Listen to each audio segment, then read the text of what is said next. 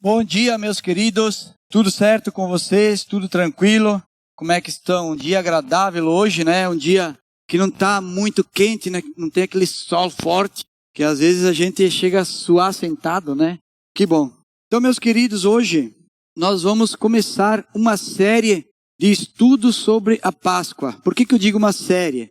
Na verdade, não vai ser uma série de continuação de um tema, de um texto bíblico, mas vai ser todo mês de março nós vamos falar sobre a Páscoa.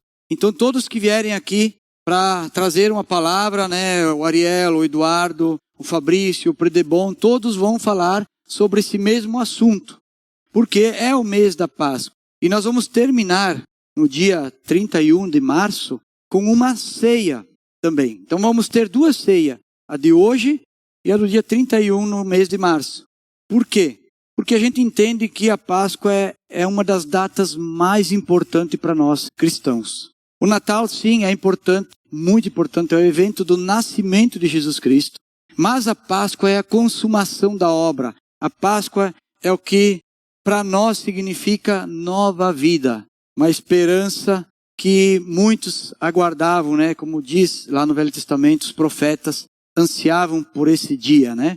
Então, por isso nós vamos celebrar este mês a Páscoa do Senhor, dando essa grande importância que merece, né? Mas, falando sobre a Páscoa um pouco hoje, todos nós vamos falar alguma parte da Páscoa. Mas falando hoje, então, qual é o significado da Páscoa? Qual é o verdadeiro significado? Na verdade, até da palavra Páscoa, né? A Páscoa significa passagem. Essa palavra significa passagem. Já foi explicado aqui outras vezes. Talvez algumas coisas vão ser repetitivas, mas é isso que significa. Por exemplo, a passagem da escravidão para a libertação do povo de Deus. A passagem do Egito para a Terra Prometida. Isso inclui a passagem pelo Mar Vermelho e a passagem pelo deserto. Mas também significa a passagem do anjo da morte pelo Egito, enviado por Deus para ferir todos os primogênitos egípcios, tanto de homens como de animais. Por quê? Porque eles eram um povo pagão, um povo pecador, um povo idólatra, um povo que vivia em termos de idolatria e imoralidade e a ostentações dos bens e das construções. Tanto que eles oprimiram o povo de Deus por mais de 400 anos nessas construções, como escravos. Mas Deus, em sua grande misericórdia, Ele protege o seu povo. Ele protege, mesmo sendo eles pecadores também. Mesmo sendo eles pecadores, Deus ordena que eles sacrificassem um cordeiro sem defeito na noite que o anjo da morte iria passar pelo Egito, a 10ª praga. Vocês já devem ter assistido, já devem ter ouvido, já devem ter lido sobre isso. E Deus usa então esse sangue do cordeiro para que eles pintassem as guarnições das portas, as molduras das portas, e então o anjo da morte passaria reto e não feriria nenhum primogênito dos hebreus, tanto o homem como do animal. Então, a partir desse dia, foi estabelecida e ordenada a Páscoa do Senhor, um decreto perpétuo para todas as gerações dali em diante. Então, esse foi o decreto, foi estabelecido a lei a partir disso. Mas isso nos remete lá em Adão. A Páscoa nos remete lá em Adão, aonde de fato começa tudo. Você sabe aonde realmente começou a Páscoa?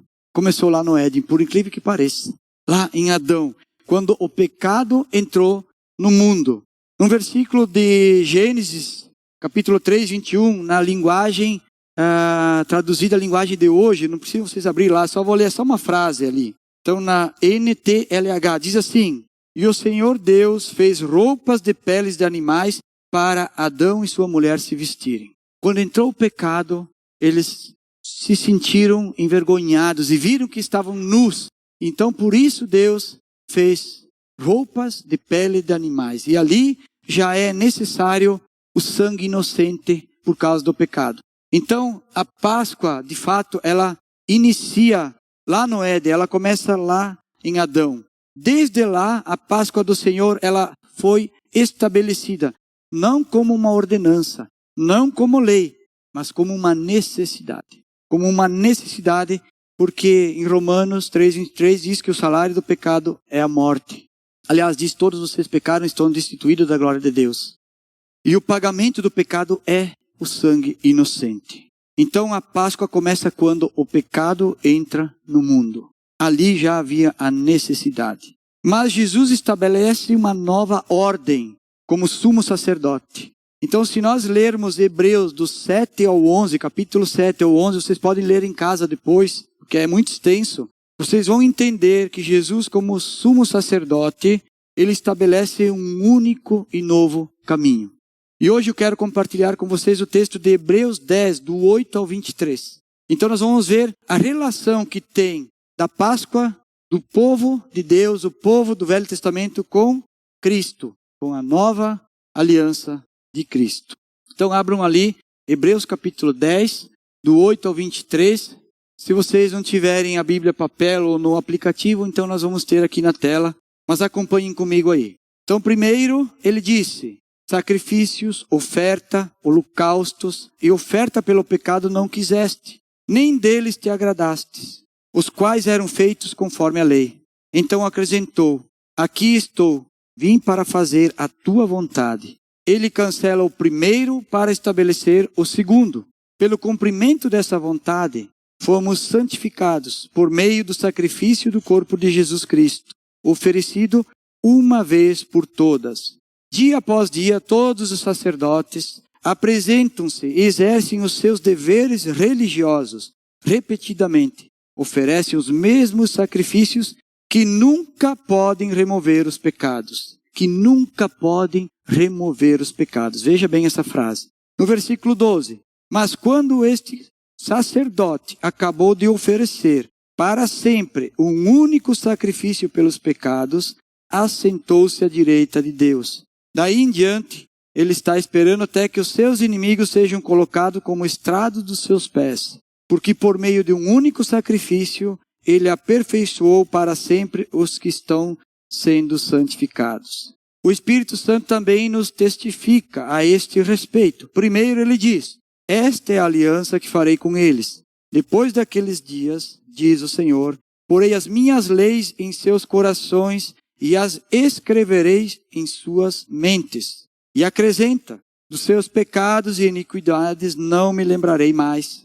Aonde essas coisas foram perdoadas, não há mais necessidade de sacrifício pelo pecado.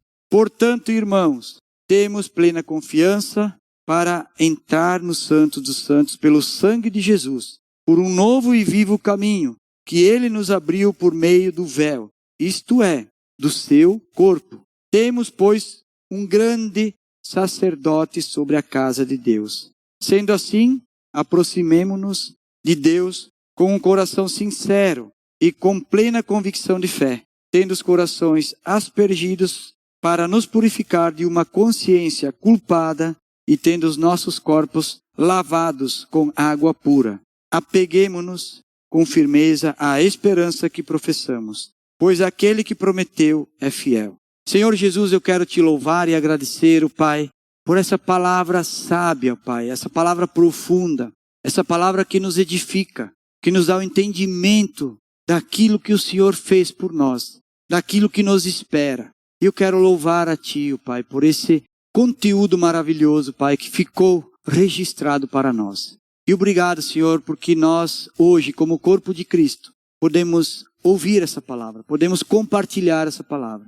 Que o Teu Espírito Santo edifique a cada um, que ministre o coração e a mente de todos nós, e que as Tuas palavras aqui sejam reveladas, ó Pai, para a honra e glória do Teu Filho amado Jesus Cristo. Amém.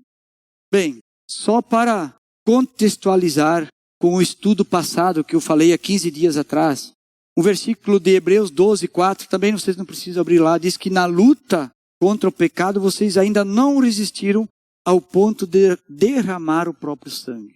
Aí eu fiquei imaginando isso e tentando, de alguma forma, fazer a gente sentir o que seria isso. De a gente, na luta contra o pecado, ter que derramar o próprio sangue. Imagine que chegado o dia do julgamento, do juízo final, que uma fila enorme em cada cidade, uma fila extensa, cada um com sua cruz, no monte mais alto de Bento, vamos dizer que se fosse lá na Planalto, lá em cima, sei lá, na praça, e cada um saísse aqui do bairro com a sua cruz nas costas e fosse até lá na fila com a sua cruz, porque era o dia do juízo final.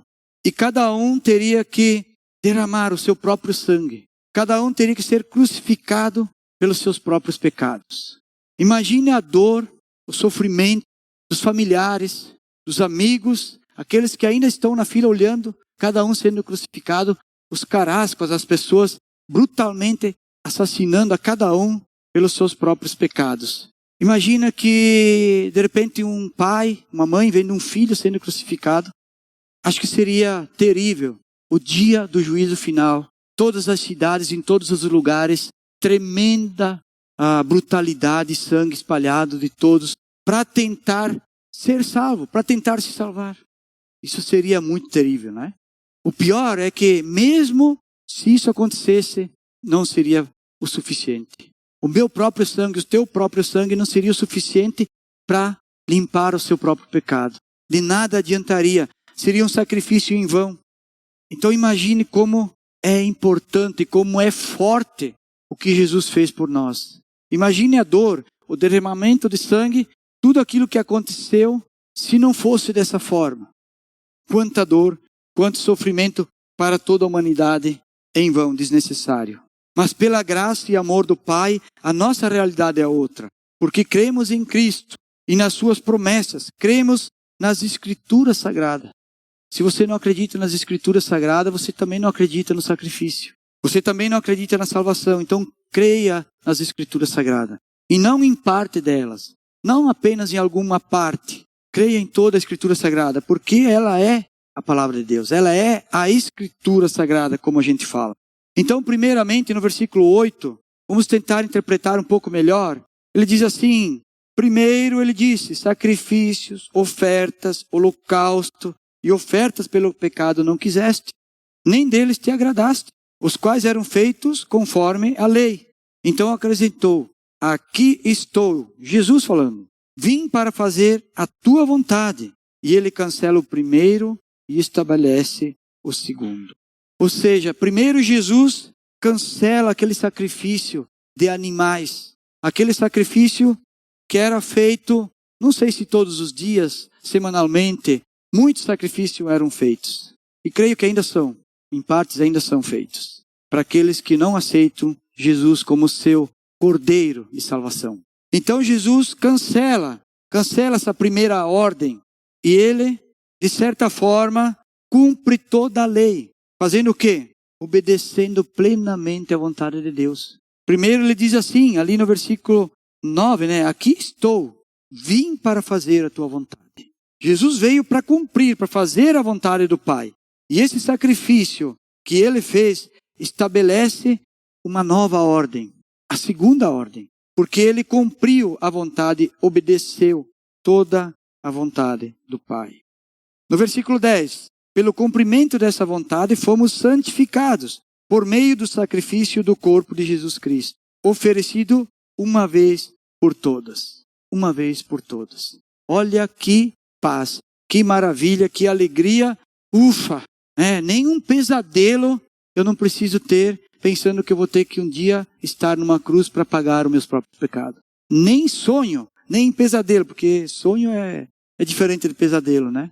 Nem em pesadelo eu preciso me preocupar com isso. Não há mais necessidade. Jesus fez isso, ofereceu isso de uma vez por todas. O sacrifício de Jesus Cristo, ele nos separou da condenação. Ele nos livrou do anjo da morte. Do sangue aspergido em nosso favor, é o sangue do Santo Jesus Cristo. Não é o sangue de um cordeiro, não é o sangue do meu pai, o sangue do meu irmão, não é o meu próprio sangue derramado, é o sangue do Cordeiro fiel, Jesus Cristo, oferecido uma vez por todas, ou seja, uma única vez. Não precisa mais derramar sangue algum. Depois do versículo 11 ele diz assim, dia após dia, todos os sacerdotes apresentam-se e exercem os seus deveres religiosos. Repetidamente oferecem o mesmo sacrifício que nunca removem os pecados, nunca podem remover os pecados. Aquele sacrifício que era feito, o que ainda é feito, ele não pode remover os pecados. Ele não pode. Milhares de sacerdotes em pé, trabalhando, milhares e milhares de sacrifícios oferecidos dia após dia, mas que somente cobriam o pecado. Não removiam o pecado. Somente cobriam o pecado. Não tem como o sangue de um cordeiro, de um animal, remover o pecado. No versículo 12 ele diz assim: mas quando esse sacerdote acabou de oferecer para sempre um único sacrifício pelos pecados, assentou-se à direita de Deus. Então Jesus oferece um único sacrifício que limpou, que removeu o pecado. Não encobriu, limpou, removeu, retirou todo o pecado. E agora, sentado à direita do Pai. Não mais em pé como os antigos sacerdotes naquela agitação de sacrifício. Opa, o Adelar pecou, vou fazer mais um sacrifício aqui por ele. Opa, o Ayrton pecou, vou fazer mais um sacrifício pelo Ayrton. Não, Jesus não está correndo aquela vida louca, que nem a nossa, né? No dia a dia. Jesus está sentado à direita do Pai. Já está tudo resolvido. Essa é a grande diferença entre a primeira ordem e a segunda ordem. E agora ele está lá, diretamente intercedendo por nós. Essa é a função de Jesus Cristo, interceder por nós o tempo todo. Não é mais aquela loucura de sacrifício. Mas por que Jesus então está lá sentado à direita de Deus? Porque ele voltou para o seu lugar, de onde ele tinha saído. Ele voltou, ele cumpriu aquilo que era para ser feito. Ele teve a sua passagem pela terra. Ele passou durante 33 anos aproximadamente, cumpriu todo o propósito, o que o Pai tinha ordenado. E voltou para ficar à direita do Pai, como era antes. Como era antes. Por isso que Jesus também cumpre a Páscoa, a passagem que foi proposta a ele. Jesus fez o que nenhum sacerdote da velha ordem podia fazer. Primeiro, sendo ele em espírito, pureza e divindade, o nosso sumo sacerdote que aspergiu o sangue em favor dos nossos pecados, do povo de Deus. Primeiro, Jesus é esse, em espírito, em pureza e divindade. Em segundo, Jesus é, em carne, o próprio Cordeiro. Ele é o próprio Cordeiro oferecido por nós. Ele faz as duas coisas. Ele intercede e, ao mesmo tempo, ele se oferece como elemento de sacrifício por nossos pecados. As duas coisas Jesus fez. Os antigos sacerdotes, eles só podiam fazer uma. Daí em diante, no versículo 13, ele está oferecendo, daí em diante, ele está esperando até que os seus inimigos sejam colocados como estrado dos seus pés. Quem são esses inimigos? Quem são esses inimigos? Todos os que fazem o mal. Quem são os inimigos? Todos aqueles que fazem o mal. Satanás e seus demônios, seus anjos caídos, e todos aqueles que se rebelam contra Deus, contra o Senhor. Todos são os inimigos de Jesus. Ele está esperando até que os seus inimigos sejam colocados como estrados debaixo dos seus pés. No versículo 14, porque por meio de um único sacrifício, ele aperfeiçoou para sempre os que estão santificados, estão sendo santificados. Jesus, através desse sacrifício, ele nos santifica, ele nos aperfeiçoa, para que sejamos uma obra completa. Vocês sabem aquele versículo que diz na Bíblia que Jesus irá completar a obra que começou, em nós. Por que Jesus irá completar essa obra? Porque ele quer nos entregar plenamente restaurados ao Pai no último dia. Ele quer nos entregar totalmente restaurados. Nós somos uma obra incompleta. Então, Jesus, através do seu sacrifício, ele não só nos salva do pecado, ele não só nos livra dos pecados, mas ele está nos santificando, nos aperfeiçoando no dia a dia, para que sejamos essa obra bonita, linda, maravilhosa, completa, no dia da entrega ao Pai. No versículo 15, o Espírito Santo também nos testifica a este respeito. Primeiro ele diz, esta é a aliança que farei com eles. Depois daqueles dias, diz o Senhor, porei as minhas leis em seus corações e as escrevereis em suas mentes. O que podemos entender é que ninguém precisa colocar regras para ninguém. Ninguém precisa ditar lei para ninguém. Por quê? Porque cada um tem o próprio Espírito Santo. Cada um tem um livre-arbítrio. Cada um sabe escolher entre o bem e o mal. Ali a palavra diz que a lei seria escrita no nosso coração e na nossa mente. Ou seja, ela seria retirada do papel. Agora a lei está na minha mente. Está no meu coração. Através de Cristo, através do sacrifício de Cristo, há essa possibilidade. O Espírito Santo agora mora dentro de mim, dentro de você. Eu não preciso mais que alguém venha e me diga, olha, você está errado em fazer isso, você está errado em fazer aquilo. Mesmo assim, a gente precisa ouvir da palavra, a gente precisa, às vezes, de um discipulador, de um conselheiro, para que nos oriente. Mas o Espírito Santo nos fala muito sobre Deus e nos dá as diretrizes. Se nós estivermos vazios de nós mesmos e cheios do Espírito Santo, vamos ouvir de Deus. Vamos ouvir de Jesus o que nós devemos fazer. Então, por isso que ele diz nesse versículo, que ele colocará na nova aliança, depois daqueles dias, diz o Senhor, porei as minhas leis no seu coração e escreverei na sua mente. Esta é a aliança que farei com eles. Então é bom a gente entender que às vezes nós esperamos que alguém nos diga o que devemos fazer. E eu duvido que a gente não saiba muitas vezes que a gente está fazendo as coisas erradas. A gente faz porque a gente quer. Então muito cuidado, que a lei de Deus, a palavra de Deus, ela está em nosso coração e nossa mente. E se eu fizer a coisa errada, eu sou o único culpado. Eu vou ser o único que vou prestar conta das minhas obras no dia do juízo final. Não dos meus pecados. Não da minha salvação. Das minhas obras. É o que diz no versículo 17. E acrescenta, dos seus pecados de iniquidade não me lembrarei mais. Isso significa que todos os nossos pecados foram perdoados. Foram esquecidos e apagados. Mas, por isso, então, nós devemos continuar pecando? Paulo diz, de maneira nenhuma. De maneira nenhuma, de jeito nenhum. Pois também Paulo diz, no dia do juízo final, todos nós iremos prestar conta das nossas obras, quer sejam boas, quer sejam más. Então, essa lei que agora está escrita em nosso coração e nossa mente, ela não pode ser ignorada. Ela não deve ser ignorada. Mas e por que então temos os pecados perdoados? Porque nós recebemos tudo isso de Deus, de Cristo. Por que nós recebemos tudo isso? Será que somos merecedores? Porque nós fizemos um sacrifício que agradou a Deus, talvez? Não, de forma alguma. Nós recebemos pela graça do Pai, pela graça de Deus, pelo amor que Ele tem por nós. Porque Ele nos criou e Ele quer nos levar para junto dEle, para perto dEle, de volta aonde nós saímos. Então é por isso. Não é porque nós merecemos, não é porque eu sou bonzinho, porque eu sou melhor do que aqueles que não conhecem a Cristo. Mas é porque Jesus fez o sacrifício por mim, por todos os meus pecados para sempre. Isso não me isenta de eu ser uma pessoa que obedece ao Senhor. Essa é a grande questão.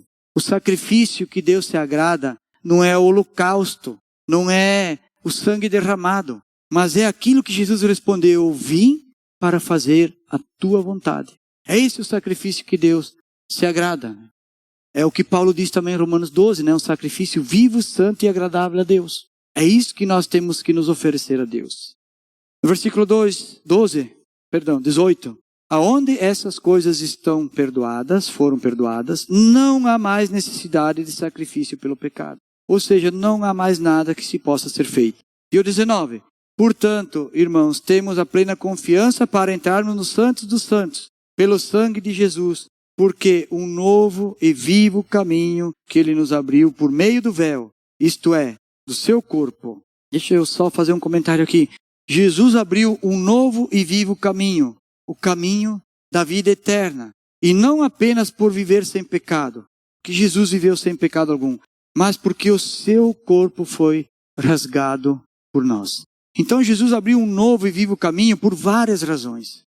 Porque Ele não pecou, porque Ele era fiel, porque Ele era obediente ao Pai, porque Ele tinha amor por nós, mas a consumação disso tudo é porque o seu corpo foi rasgado, a sua pele foi rasgada, chicoteada, furada, machucada. Por todas essas razões, Jesus consegue e fez o que o Pai pediu, abrir um novo caminho para que a gente pudesse voltar para Deus. O seu corpo rasgou o véu, como a Bíblia diz, abriu o caminho para adentrarmos ao céu. Agora nós, mas não só isso, Jesus continua intercedendo por nós todos os dias, diante do Pai. O Eduardo falou domingo passado aqui na mensagem, 1 Pedro 2,9, que nós somos povo eleito, sacerdócio eleito, sacerdotes escolhidos por Deus para anunciar as boas novas, para falar do Evangelho. Nós temos agora a possibilidade de entrar na presença de Deus, mas também somos representantes de Jesus sobre a boa nova, sobre o Evangelho, porque um sacerdote é um representante. Era isso que os antigos sacerdotes faziam. Eles entravam na presença de Deus por alguns minutos e todo o povo ficava do lado de fora esperando. Agora nós temos um sumo sacerdote que abriu esse caminho constantemente para nós. A todo instante nós podemos entrar através de Cristo na presença do Senhor. E também como representantes e sacerdotes de Cristo, falar, interceder por outros para que eles também venham ter essa mesma condição. Jesus então representa o sacerdote real, o sumo sacerdote, sentado à direita do Pai, que intercede por nós. Então ali no versículo 21 diz: temos, pois, um grande sacerdote sobre a casa de Deus. Aqui não há mais uma diferença entre os do Velho e do Novo Testamento. Acabou essa diferença. Não existe mais diferença entre as pessoas que acreditavam em Deus no Velho Testamento e as que acreditam agora. Porque agora, esse caminho, esse novo acesso ao Pai é para todos. Não há mais distinção, como diz a Bíblia, entre raças, classes, culturas. Todos têm esse acesso. Jesus adentrou o Santo dos Santos e permanece na sua presença. E nós, como filhos, podemos também permanecer nessa presença de Deus. Então, às vezes eu me pergunto para mim mesmo, quanto tempo durante o dia eu permaneço na presença de Deus? Quanto tempo eu consigo? Olha só a liberdade que eu tenho. O sacerdote do Antigo Testamento, ele tinha que se purificar, ele tinha que lavar o seu corpo, se ungir, tinha que lavar as vestes, tudo uma preparação pelo perdão dos seus próprios pecados, para depois ainda ir lá e fazer uma oferta pelo pecado do povo. Imagina quanta coisa, e às vezes nem era aceito, né? Vocês conhecem a história que às vezes o próprio sacerdote, na presença de Deus, por não estar puro, acabava morrendo. E tinha que ser retirado com uma corda de lá, com algum instrumento. E hoje nós temos essa liberdade de entrar na presença de Deus a qualquer hora. Mas aí a gente não tem tempo. A gente não consegue separar um tempo para estar na presença do Senhor, sendo que temos toda essa liberdade. Toda essa liberdade. E o versículo 22, então diz assim: sendo assim, aproximemo-nos de Deus com um coração sincero, com a plena convicção de fé, tendo os corações aspergidos para nos purificar de uma consciência culpada e tendo os nossos corpos lavados com água pura. Nós podemos nos aproximar de Deus com confiança. Nós podemos nos aproximar dos santos, adentrar no Santo dos Santos com toda a convicção, tendo a plena convicção da fé, com o coração aspergido, né? Agora nós temos um coração aspergido. Não era o corpo aspergido para poder entrar no Santo dos Santos. Agora é um coração aspergido que pode entrar tranquilamente no Santo dos Santos. E sendo purificados, então, aqui diz com a água, purificados. Quando nós entramos na presença de Deus, através de Cristo nós somos purificados. É como aquela ideia do batismo, que você entra na água como um testemunho de que você aceitou a Cristo, que você tem um compromisso com Cristo. Mas parece que aquele acontecimento ali é um exemplo de uma purificação entre o antes e o depois. Agora estou purificado. Não que seja isso, porque o que nos purifica é Cristo, é o sangue do Cordeiro, não é o batismo na água. É o aceitar a Cristo, é o selo do Espírito Santo, é isso que nos purifica. Mas o versículo 23 diz: apeguemo-nos com firmeza à esperança que professamos, pois aquele que prometeu é fiel. Então nós temos essa esperança. Se nós cremos nisso, nós acreditamos nisso, nós temos que nos apegar a isso, porque quem nos prometeu é fiel. E para concluirmos, este é o significado da Páscoa para nós hoje. A passagem foi aberta para sempre. Esse é o significado da Páscoa. a passagem foi aberta para sempre. Agora, o Cordeiro sem defeito que foi crucificado em nosso favor abriu o caminho para entrarmos no Santo dos Santos. Ou seja, não temos mais restrições. A passagem está aberta para sempre. Como também Jesus, o nosso sumo sacerdote, mantém a passagem aberta para nós até nós chegarmos na vida eterna. Então esse é o significado da Páscoa para nós. E por isso, hoje nós celebramos uma ceia. A ceia a qual Jesus celebrou com os seus discípulos, a última ceia antes da sua crucificação. A Páscoa veio no dia da sua ressurreição. Então, para nós é muito forte isso. É muito importante nós termos esse entendimento. E às vezes eu penso que para mim ser uma pessoa salva e para ser uma pessoa de Deus, eu preciso de Jesus e algo a mais. Eu não preciso de algo a mais. Eu só preciso de Jesus. E a única coisa que eu posso fazer, que é a minha parte, é me entregar, crer, ter fé, é me esvaziar de mim mesmo e aceitar que Jesus é o meu único Salvador, é o meu sumo sacerdote que está lá intercedendo por mim. Então eu gostaria que você curvasse, baixasse sua cabeça e a gente pudesse estar louvando e agradecendo a Deus por isso. Senhor Jesus, eu quero louvar e agradecer a Ti, o Pai, porque esse sacrifício, ele foi eficaz, sendo o único e o último de todos, sendo da agora em diante, Pai, não há mais necessidade de sacrifício algum por nós. Pai, eu te louvo e te agradeço, porque nós agora temos esse livre acesso, essa passagem aberta até Deus, sempre através de Cristo, Pai. Louvamos a Ti, Deus, e entregamos, o Pai, tudo em nós. Como nós cantamos antes, eu entrego tudo a Ti, tudo a Ti. Que cada um de nós possa entregar as suas dores, as suas dificuldades, as suas desilusões, que cada um possa entregar as suas inseguranças, a sua ansiedade, Deus, todos os problemas que acometem, o Pai, que tiram a paz, que cada um possa se entregar a Ti, o Pai, que cada um possa ter essa confiança, Deus, de adentrar aos santos dos santos. É isso que eu oro e eu peço, em nome do Senhor Jesus Cristo. Amém.